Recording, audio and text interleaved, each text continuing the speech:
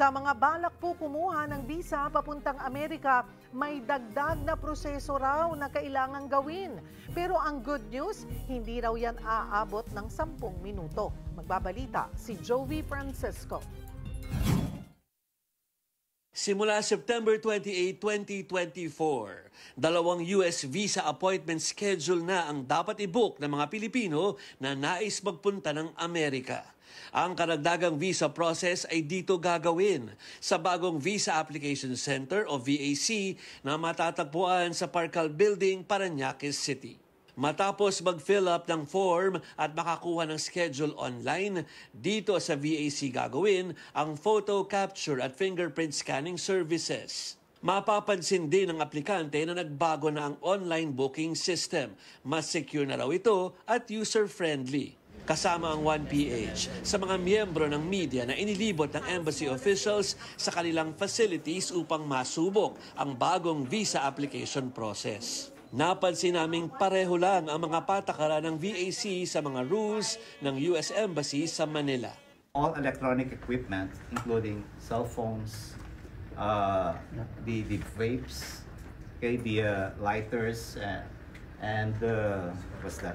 iPads, laptops will not be allowed here in this security area. So this is also for the safety of all applicants. At may good news, ang buong proseso sa VAC ay tatagal lamang ng 10 minuto. Bukas ang VAC mula 7 a.m. hanggang 4 p.m. pag weekdays at mula 7 a.m. hanggang 11 a.m. pag weekends. Yung isa pang step sa US visa process ay dito pa rin sa US Embassy sa may Roas Boulevard gagawin. Dito pa rin sinusuri ng embahada ang lahat ng dokumentong sinumite ng aplikante. At dito pa rin gagawin ang kinakatakutan ng lahat na interview. Pero ayon sa embassy officials, mataas na ang approval rate ngayon ng visa application para sa mga Pinoy. Ang non-immigrant visas daw ay 80% ng approval rate. Do's and don'ts for customers, be honest, be prepared. Itinuturing ang US Embassy sa Manila bilang busiest consular branch in the region. Umabot sa mahigit 200,000 non-immigrant visas ang pinroseso nila noong 1 taon, malayo sa numero bago nagka-pandemic. Kaya panahon na raw para pagandahin ang sistema.